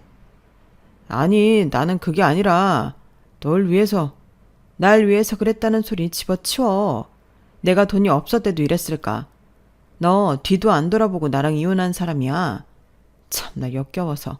야, 너한테 남은 미련까지 싹 다 지어준 거 고맙다. 진짜 난 최악의 인간이었어. 내가 너랑 10년을 연애한 게 후회스러워. 남편은 본인의 실수를 단번에 인지하더라고요. 엄마 때문에 이혼을 했다기보다 저를 옆에서 지켜주지 못하는 남편에게도 실망을 했던 거였는데 오로지 책임 전가를 시어머니한테는 남편이 참 멍청해 보였네요. 수연아, 내 이름 부르지도 마. 너무 역겨워서 개명해버릴 수도 있으니까. 이제 다시 연락 말아라. 진짜 스토커로 고소해버리기 전에. 전 살면서 정말 그런 막말은 처음 해봤어요. 그리고 이제야 소화제를 먹은 듯 속이 뻥 뚫렸죠. 그리고 저는 제가 돈 때문에 한번 엄두도 내보지 못한 사업을 시작했어요. 인생 뭐 있나요? 하고 싶은 것 하면서 사는 게 제대로 된 인생이죠. 라는 마음으로 시작을 했는데 정말 다행히 모든 게 잘 맞았고 시기도 적절했어요. 코로나를 이용하여 배달 관련 사업을 시작했거든요. 야, 우리 조카가 이렇게 사업 수완이 좋은 줄 몰랐네. 언니는 어쩜 이렇게 애를 똑부러지게 잘 키웠어? 다 네 덕이지. 네가 아니었으면 얘가 이렇게 날개를 달 수 있었겠어? 잘 키운다고 키웠는데 참 미안하네. 엄마가 뭐가 미안해. 나한테는 엄마도 있고 이모도 있으니까 이렇게 된 거지. 아, 그리고 이모부도. 내가 진짜 성공해서 더 잘할게. 수연아, 우리 노후 너한테 몰빵했다. 알지? 알지. 이모랑 이모부는 걱정하지도 마. 저를 믿어주는 식구들 덕에 저는 날개를 달고 날아가게 되었네요. 사업은 승승장구했고 회사까지 내게 되었어요. 모든 사람들은 저를 축복해 주었고 저 역시 참 행복했네요. 엄마 고마워. 그리고 나 한 번도 엄마가 가난하다고 해서 싫은 적 없었어. 오히려 미안해. 아니야, 내가 미안하지. 니네 이모처럼 척척 돈이라도 해줄 수 있었던 것도 아니고 나 때문에 네가 겪지 말아야 할 일도 겪었다고 생각하니까 너무 속상하다. 절대 엄마 탓 아니야. 그 사람들이 나쁜 거지. 덕분에 그 사람들 완전 파탄나고 나 이렇게 잘 살잖아. 다 돌아오는 거야. 정말 전 그렇게 생각해요. 모든 건 본인에게 빚으로 돌아온다고 말이죠. 저 역시 원래도 함부로 말하는 성격은 아니었지만 정말 남에게 빚을 꽂지 말아야겠다고 생각하며 지금도 살고 있어요. 코로나 때 시작한 사업이 지금은 무려 직원이 32명이나 있는 큰 사업체로 성장했네요. 물론 저 혼자 시작했다기보다는 이모와 이모부의 도움이 있었지만 앞으로 그건 제가 갚아 나가야겠다고 생각을 하고 있어요. 벌써 저는 두 아이의 엄마이기도 하고 옛날 과거는 추억이 되어버렸네요. 가끔 이렇게 행복한 게 실감이 안 날 정도이지만 이렇게 지금처럼 현실에 감사하며 살다 보면 더 좋은 일이 있을 것 같다는 생각을 해요. 제 글이 누군가에게 꼭 위로가 되었으면 좋겠다는 생각도 들면서 많은 공감을 받으면 좋겠다고 생각이 드네요. 글솜씨 없는 이 긴 글을 들어주셔서 감사드리고 모두 즐겁게 하루를 시작하고 마무리하는 날이 되었으면 좋겠네요. 감사합니다. 여러분, 사연 댓글에 응원과 현명한 조언 부탁드려요. 좋아요와 구독은 저에게 큰 힘이 됩니다.